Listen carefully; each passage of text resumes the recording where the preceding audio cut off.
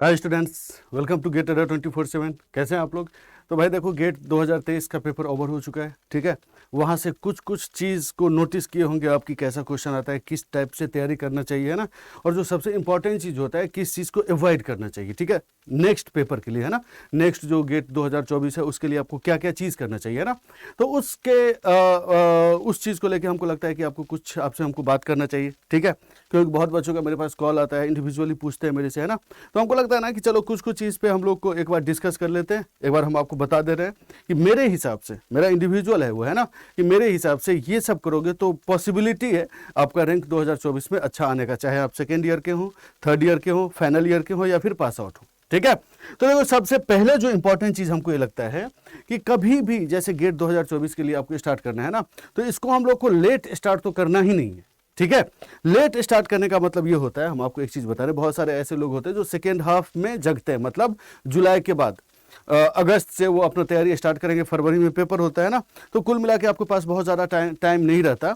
तो जो core subject है या जो फिर थोड़ा सा लेंथी सब्जेक्ट है ना, तो उसको आप ऊपर ऊपर पढ़ने लगते हैं, ठीक है। क्योंकि आपके ऊपर टाइम का प्रेशर होता है, आपको लगता है कि 12-13 सब्जेक्ट है वो भी कंप्लीट करना है ना। तो अगर आप उन सब टाइम से, सितंबर से, अगस्त से या फिर जुलाई से अगर आप स्टार्ट करते हैं, तो ऑब्वियस सी बात है कि आपको टाइम की कमी मिलेगी, है ना। तो ये चीज़ ना हो, तो इसलिए जो मेरे हिसाब से जो बेस्ट जो टाइम होता है वो ऐसे तो फरवरी होना चाहिए, या फिर आप सपोज करो मार्च होना चाहिए, या लेटेस्ट आप जो है ना अप्रैल आप मान लो, ठीक है। इस यहाँ से आप जो है ना, यहाँ से आप अपना स्टार्ट कर दीजिए, ठीक है। क्योंकि अब इसके बाद जो है ना, क्योंकि अगर अपने पास ज़्यादा टाइम रहेगा ना, तो कुछ कुछ कोर सब्जेक्ट ऐसा होता है जो कि आप बहुत अच्छे से पढ़ेंगे ना। जैसे मान लो हम पावर सिस्टम की बात कर रहे हैं, ठीक है। अब उसमें सीक्वेंस नेटवर्क है, उसको आप बहुत अच्छे से अगर आप पढ़ेंगे तो आपको टाइम लगेगा। समझ रहे हो मेरी बात? तभी आप ये श्योर हो सकते हैं कि गेट में आप सारे क्वेश्चन को सॉल्व करके आ जाएंगे, ठीक है। इलेक्ट्रिकल मशीन की बात हुई, जैसे मान लो एक टॉपिक का नाम लेते हैं रोटेटिंग मैग्नेटिक फील्ड, ठीक है। तो या तो आप तुरंत देख लेंगे, 5 मिनट में भी आप पढ़ सकते हैं, लेकिन अगर उसको चाहे तो 2 घंटे में भी पढ़ सकते हैं, 3 घंटे में भी पढ़ सकते हैं आप, है ना। वो मतलब ऐसा है कि आप उसका कहाँ कहाँ यूज है, हर चीज को आप मतलब रिलेट करके पढ़ सकते हैं। और ये कब रहेगा, कब कर पाएंगे? जब आपके पास सफिशियंट टाइम हो, आपके माइंड पे प्रेशर ना हो, ठीक है। तो इसलिए मेरे ख्याल से, ये मेरा इंडिविजुअल है, कुछ लोग होते हैं, हम तो ऑब्वियस सी बात है 80-90% बच्चों की बात करेंगे ना, है ना। तो कुछ लोग होते हैं जो थोड़ा लेट से भी स्टार्ट करेंगे तो उनका हो जाता है, तो हम उनकी बात नहीं कर रहे हैं, ठीक है। तो बेसिकली ये है कि फरवरी, मार्च या फिर अप्रैल से आप लोगों को स्टार्ट कर देना चाहिए, अच्छा रहेगा ये, है ना। टाइम अपने पास सफिशियंट रहेगा जिसमें हम लोग बहुत अच्छे से तैयारी कर सकते हैं, ठीक है। फिर उसके बाद देखो, दूसरा जो हमको ये चीज लगता है कि कभी जो है इधर उधर बहुत ज्यादा नहीं भटकना चाहिए। मेरा मतलब क्या है? मेरा मतलब ये है कि जैसे मान लो कि कोई एक सब्जेक्ट आप किसी एक टीचर से पढ़ रहे हैं यूट्यूब पे, ठीक है। वो आपको बहुत अच्छा पढ़ा रहे हैं। ऑब्वियसली जो भी टीचर हैं, मेरे ख्याल से कोई भी टीचर तो बुरा है ही नहीं, है ना। सबके पास एक्सपीरियंस है, तभी वो यूट्यूब पे इतने साल से पढ़ा रहे हैं, है ना। तो इसमें कोई रैंकिंग और ये सब चीज़ नहीं होता है, वो फालतू की बात है, ठीक है। सब अच्छे टीचर हैं। तो मतलब ये है कि जो है ना, मतलब आपको जैसे मान लो कोई किसी टीचर से आप टॉपिक स्टार्ट किए, है ना। कोई एक टॉपिक पे जाके आप जो है ना, किसी एक टॉपिक पे आप पहुंचे और वो टॉपिक आपको बहुत अच्छे से समझ में नहीं आया उन सर से, ठीक है। तो आप क्या करेंगे? तुरंत उसी टॉपिक को सर्च करेंगे, कोई दूसरा टीचर पढ़ा रहा होगा, आप उसके पास चले जाएंगे, ठीक है। फिर उसके बाद क्या होता है कि वो टॉपिक आपको समझ में आ गया, फिर आगे एक टॉपिक में आया तो मतलब कोई एक टॉपिक में वो सर आया, तो वो टॉपिक में फिर आपको थोड़ा सा लग रहा है कि अरे यार ये थोड़ा और भी अच्छे से होना चाहिए, है ना। तो दूसरे टीचर के पास चले जाएंगे, है ना। तो इसी तरीके से आप पूरे साल घूमते रहेंगे, ठीक है, घूमते रहेंगे, है ना। तो एक सब्जेक्ट आपको बहुत ज्यादा स्ट्रांग नहीं हो पाएगा, ठीक है, क्योंकि हर टीचर का पढ़ाने का अलग अलग तरीका होता है, ठीक है।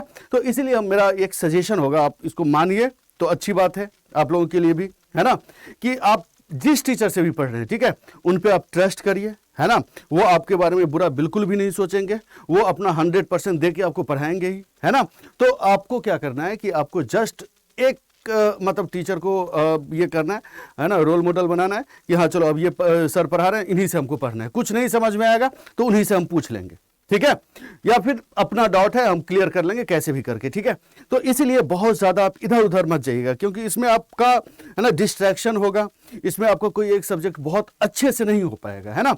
होता ना, कोई एक टॉपिक कोई टीचर अभी पढ़ाता है, उसको लगता है कि ये टॉपिक अब फिर चलो बाद में हम पढ़ाएंगे इसका बाकी चीज, ठीक है, क्योंकि दूसरे टॉपिक से रिलेटेड है ये, है ना।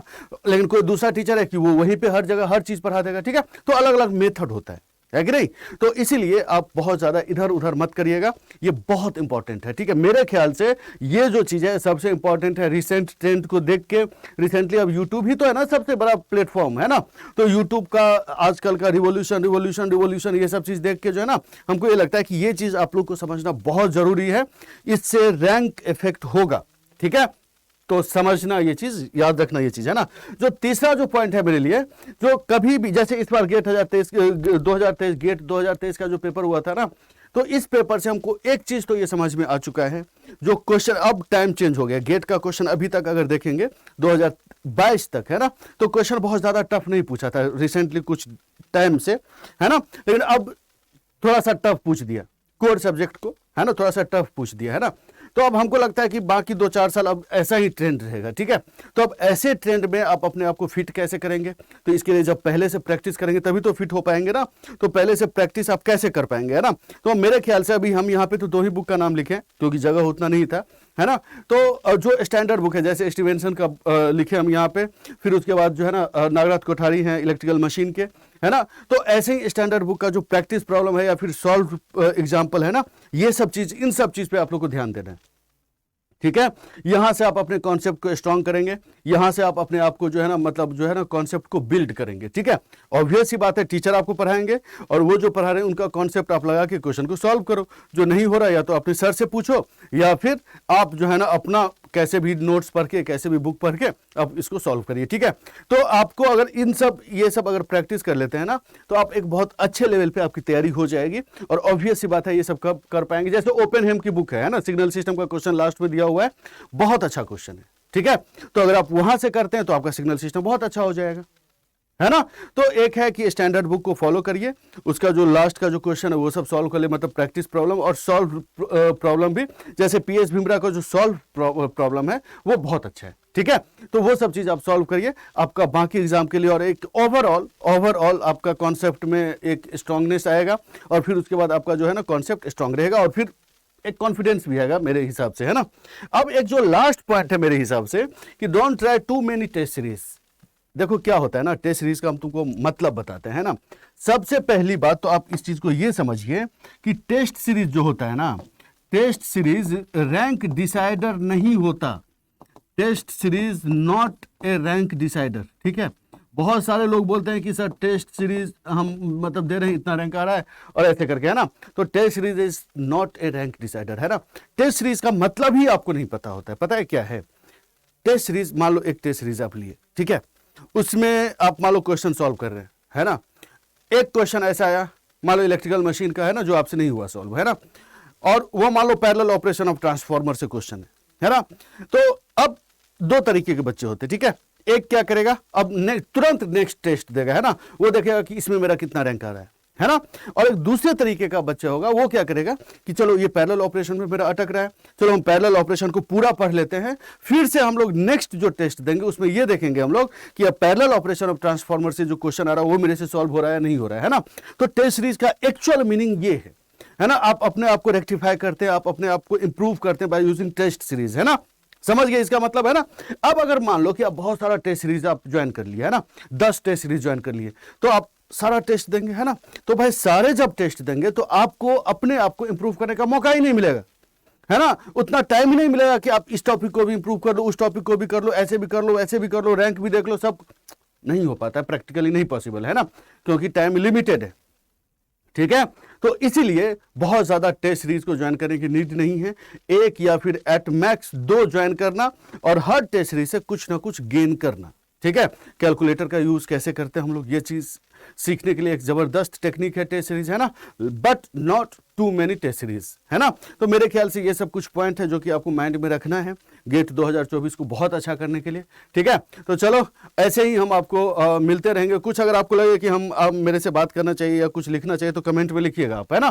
तो चलो मिलते हैं हम लोग नेक्स्ट फिर किसी वीडियो में। Thank you so much. मस्त रहो, खुश रहो, पढ़ाई करो, एंजॉय करो, and all the best for GATE 2024।